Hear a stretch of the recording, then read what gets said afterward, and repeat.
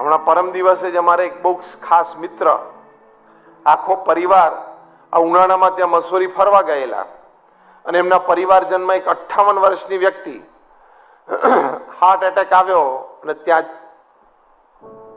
સ્વર્ગસ્થ થયા. હવે 2 મહિના પહેલા ફૂલ બોડી ચેકઅપ કરાવેલું, બધું નોર્મલ હતું અને હાર્ટ એટેક આવી ગયો. તમને ખબર છે આ મનુષ્ય શરીર કેટલું કિંમતી છે? આપણા સત્શાસ્ત્રોમાં પણ વાત છે, પણ એ તમને કદાચ ઓછી મનાશે. હું તમને સાયન્ટિફિકલી વાત કરું. આ મનુષ્ય શરીરની કિંમત એક ડેડ બોડી, હા, લાઈવ તો નહીં, કોઈએ ડેડ બોડી પણ લેબોરેટરીમાં બનાવવું હોય ને મનુષ્ય શરીર જેવું, લીવર, કિડની, તો પણ અમેરિકામાં પ્રોફેસર મોરોવિટ્સે એનો અંદાજ કાઢ્યો કે $5 ટ્રિલિયન થાય. ટ્રિલિયન એટલે 5 ની પાછળ 12 મીંડા. તમારા અહીંના નાના કેલ્ક્યુલેટરમાં નહીં આવે આંકડો. 5 ની પાછળ 12 મીંડા. લખવા બેસો ને તો એકાદ મીંડું ઓછું વધતું થઈ જશે, લખતા નહીં આવડે. કારણ કે તમે અહીંયા બેઠા આપણામાંથી કોઈએ આપણી જિંદગીમાં 12 આંકડા વાળા કોઈ નંબર સાથે પ્લસ માઇનસ પેપરમાં પણ કર્યું નથી. પ્રેક્ટિકલમાં તો શક્ય જ નથી. કારણ કે આજે હું રકમ બોલ્યો ને, એ રકમના એક હિસ્સામાં આખું સુરેન્દ્રનગર બેઠું વેચાઈ જાય. આખું સુરેન્દ્રનગર, કોઈ 1-2 પ્લોટની વાત નથી. આખું સુરેન્દ્રનગર બેઠું વેચાઈ જાય એ આંકડો બોલ્યો છું. એ આખા આંકડામાં તો નહીં. એટલી કિંમત આ મનુષ્ય શરીરની છે. આપણું લીવર છે એ રોજના 200 કેમિકલ બનાવે છે. દુનિયાની કોઈ કેમિકલ ફેક્ટરી એવી નથી કે જે રોજની 200 કેમિકલ બનાવતા હોય. ત્યાં અમેરિકામાં હ્યુસ્ટનમાં દુનિયાની સૌથી મોટી કેમિકલ ફેક્ટરી છે ડવ જોન્સ, ડવ કેમિકલ્સ. તો ડવ કેમિકલ્સની ફેક્ટરી વિઝિટ ઉપર અમે ગયા હતા. અમને જે PR ગાઈડ દેખાડતા ત્યારે મેં સાહજિક ક્વેશ્ચન પૂછ્યો, how many chemicals do you make in a day? એક દિવસમાં તમે કેટલા કેમિકલ બનાવો છો, કેટલા પ્રકારના? તો કે ઓર્ડર ઉપર આધાર રાખે છે, પણ 50 થી 70 પ્રકારના બનાવીએ છીએ. લીવર છે ને 200 બનાવે છે, ખબર તને? અને પાછું દરેક પાસે એ ફેક્ટરી છે. આપણું લીવર 200 પ્રકારના કેમિકલ દિવસમાં બનાવે ને ત્યારે આપણો દિવસ પૂરો થાય. એમાં 1-2 કેમિકલ ઓછા બને એટલે કે ઢીચણ દુખે છે. બીજા 1-2 ઓછા બને ને તો ક્યારું ગળું સુકાય. ત્રીજા 1-2 ઓછા બને ને તો કે આંખ ફરફરે છે, જામતી નથી, એવું થઈ જાય. કેવડું તંત્ર! અને પાછું ઓન ડિમાન્ડ બનાવે. ઓન ડિમાન્ડ, હા. તમારી આમ આંગળી દરવાજામાં કચડી ગઈ હોય, ઘણી ઘણી આમ આંગળી હોય, દરવાજો બંધ થયો અથવા ખુલ્યો બારી અને કચડી જાય આંગળી, અને જે પેઇન થાય એ સેન્સર અહીંથી સીધો મગજને ઓર્ડર, સેન્સર મોકલે કે સખત પેઇન શરૂ થયું છે અને નર્વ્સ બધી દબાઈ ગઈ છે. એટલે બ્રેઇન છે સીધો લીવરને ઓર્ડર કરે કે તાત્કાલિક આ કેમિકલ બનાવો અને અહીંયા મોકલો. એક તે લીવર એમ ના કે રો મટીરિયલ જ નથી,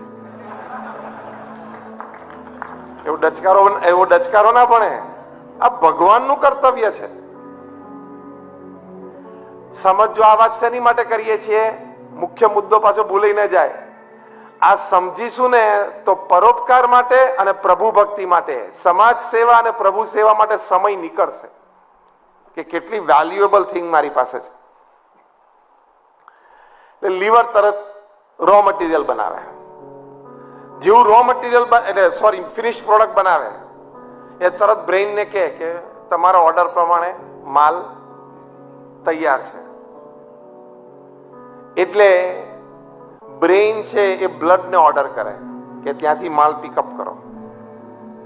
એટલે બ્લડ પાછું એમ ના કે ટ્રક વાળાની હડતાલ છે, ડ્રાઈવરો બધા ટ્રકથી નીચે ઉતરી ગયા છે, એવું નહીં. તરત સેલ ફોર્મેશન થાય, એની વચ્ચે પેલું લિક્વિડ ત્યાં જાય એટલે લીવરમાંથી એ કેમિકલ રિલીઝ થાય બ્લડમાં, અને તરત આજુબાજુના સેલ છે એની વોલ બંધાઈ જાય કે પાછું બીજે રસ્તેમાં કોઈ બીજું એને હાઈજેક ના કરી જાય, એ આઈટમને માલ ચોરી ના થઈ જાય, માલની ચોરી ના થઈ જાય. અને જ્યાં પહોંચાડો કે આંગળી અહીંયા કચડી ગઈ છે ને અહીંયા જરા દુખે છે, અને બળે છે તો ત્યાં તરત એ કેમિકલ પહોંચી જાય અને આપણને ધીમે ધીમે રિલીફ થવા માંડે. કેવડું તંત્ર છે આ! આવા તો દરેક અંગની વાત છે. એવરેજ 5 ફૂટ 5 ઇંચની વ્યક્તિ તમે લો અને 65 કિલોનું વજન, એવરેજ કહું છું, એટલે આ સામાન્ય 5 ની હાઈટ અને 65 કિલોનું વજન. એના જે બ્લડ કેરિંગ વેસલ્સ છે, આર્ટરીઝ છે, વેઇન્સ છે, એટલે કે જેમાંથી લોહી દોડે છે, એ બધી તમે છૂટી પાડીને એક લાંબી લાઈન કરો તો 60,000 માઇલની લાઈન થાય. 60,000 માઇલનું નેટવર્ક આપણા શરીરમાં છે. વોડાફોન કે જીઓને ટક્કર મારે એવું એના જે ઓપ્ટિક ફાઈબર છે ને, એ ઓપ્ટિક ફાઈબરને ટક્કર મારે ને એવું આપણી સિસ્ટમમાં ગોઠવાયેલું છે. 60,000 માઇલ. હૃદયમાંથી એક લોહીનું ટીપું નીકળે અને તો હાથમાં જઈને પાછું આવે, પગમાં જઈને પાછું આવે. પણ એવું ધારણા કરી લઈએ કે શરીરમાં બધે ફરીને ધારો કે પાછું આવે, ધારણા કરીએ 60,000 માઇલનું ટ્રાવેલિંગ કરે. એટલે 5 ફૂટ બાય 5 ઇંચના શરીરમાં 60,000 માઇલનું વાયરિંગ કરવું એટલે શું? કેવું વાયરિંગ હશે? એ ભગવાનનું કર્તવ્ય છે. એવી આઈટમ આપણે લઈને ફરીએ છીએ.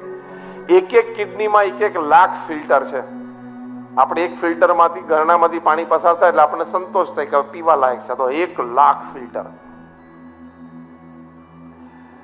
એવરેજ તમે 60-65 વર્ષ જીવો તો તમારું હૃદય 500 મિલિયન લીટર બ્લડ પંપ કરે છે. એટલે 50 કરોડ લીટર બ્લડ પમ્પિંગ થાય છે.